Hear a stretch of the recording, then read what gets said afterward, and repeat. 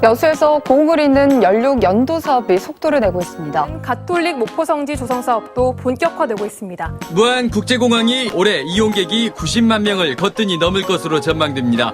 내년 가을에 개막하는 2020 국제 스묵 비엔날레 윤곽이 드러났습니다. 목포 가을 페스티벌이 오늘 목포 세계 마당 페스티벌을 시작으로 부동산 호가는 올라갔지만 매매는 거의 이루어지지 않는 상황.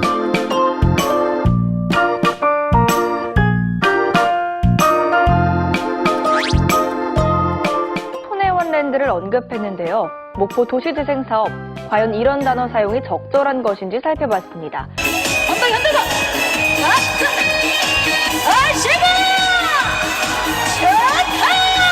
천사대교 개통은 그만큼 전남 서남의 지역의 관광에 새로운 변화를 몰고 올 조짐을. 국내에서 가장 길고 바다를 가로지르는 해상 케이블카가 목포에 완공됐습니다.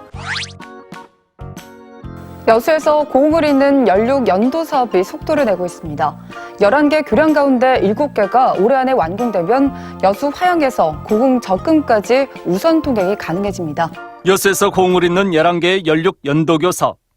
지난 2000년 6월 처음 사업이 시작돼 현재 완공 개통된 교량은 모두 3개입니다. 여수 방면 시작 구간인 여수 돌산에서 화태를 잇는 화태대교와 여수 화양에서 화정 간 백야대교, 여수 적금에서 고흥 영남 간 파령대교입니다. 여수 화양에서 적금 간 18km 구간 내 4개 교량은 올 12월 동시 개통 계획으로 현재 90%의 공정률을 보이고 있습니다. 이렇게 되면 올해 안에 11개의 교량 가운데 7개의 교량이 완공 개통됩니다. 나머지 4개 교량도 사업 추진에 속도를 내고 있습니다. 현재 화태에서 개도 구간 교량 2개는 기본 설계까지 모두 마쳤고 개도에서 백야 구간 교량 2개도 사업계획 안을 마련하고 있습니다. 여수 하양에서 돌산을 잇는 4개 교량도 올해 정부 예타 면제 사업으로 선정돼 내년도 초에 발주될 계획입니다. 계획대로면 빠르면 2025년 모든 구간의 개통도 가능할 전망입니다. 옛 목포 성콜롬반 병원 일대 조성되고 있는 가톨릭 목포성지 조성 사업도 본격화되고 있습니다. 목포 산정동 일대에는 지난 1897년 천주교 광주대교구 첫 본당이 설립됐습니다. 천주교 평신도들로 구성된 신앙단체인 레지오 마리에가 우리나라에서 처음으로 활동을 시작한 곳도 목포입니다. 목포 천주교 구교구청 자리에 천주교의 역사를 간직한 역사박물관이 문을 열었습니다. 지하 1층, 지상 3층 규모의 박물관은 사도의 방과 레지오의 활동, 각종 교육 자료들이 전시되고 있습니다. 천주교 광주대교구와 목포시는 옛 목포 성콜롬방 병원 일대를 가톨릭 성지로 만들기 위해 각종 사업을 추진하고 있습니다. 또 우리나라의 평화와 남북 간의 화해와 협력을 위해서도 봉사할 수 있는 영적인 기틀이 될 수 있다고 생각합니다. 목포에 이렇게 좋은 성지가 있다는 것을 알게 돼서 감동적이었고요. 많은 성도들이 오셔가지고. 가톨릭 목포 성지화 사업단은 1단계 사업이 마무리되면 성 미카엘 대성당 건립에도 본격 나설 예정입니다. 무안국제공항이 일본 노선의 전면 중단에도 올해 이용객이 90만 명을 거뜬히 넘을 것으로 전망됩니다. 2년 전 29만 8천여 명, 지난해 55만 7천여 명에 이어 가파르게 늘고 있습니다.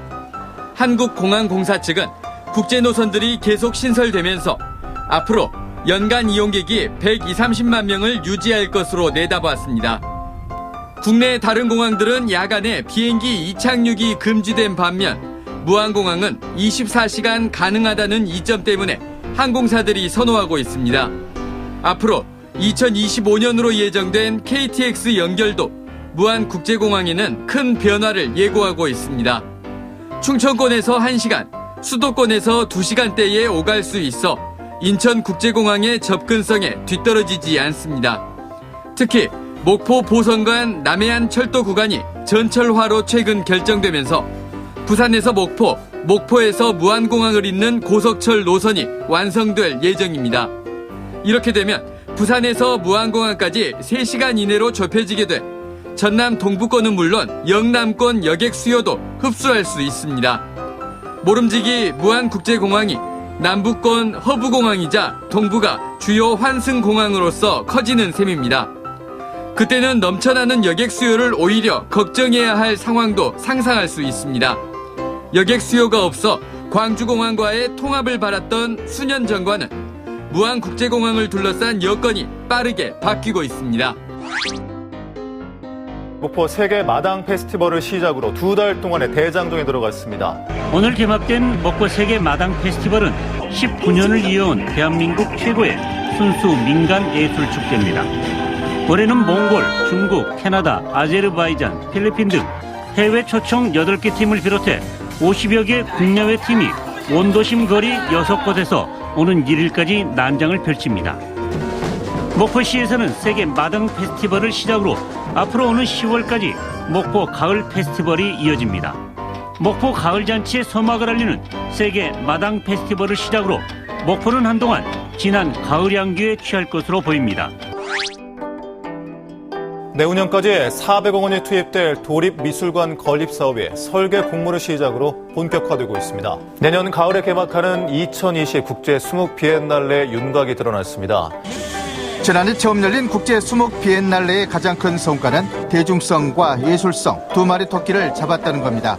수묵이란 고전적인 전통 미술이 비엔날레라는 공간을 통해 종합 예술로서 문화 콘텐츠로서 가능성을 열었습니다. 2년마다 개최되는 내년 2020 국제 수묵 비엔날레는 한층 성숙한 모습으로 선보일 예정입니다. 주제는 오색 찬란 모노클럼.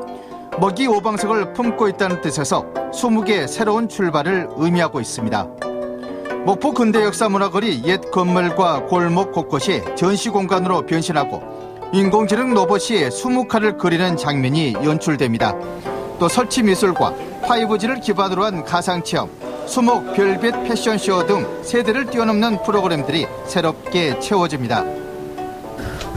수묵 그림이 이제 어둡고 제한된 느낌이 있어서 이번에는 예술 장르의 혼합 수용을 하기 위해서 채색화라든지 설치 미술이라든지 그 IT를 활용하는 그런 대중화를 전략을 피겠습니다.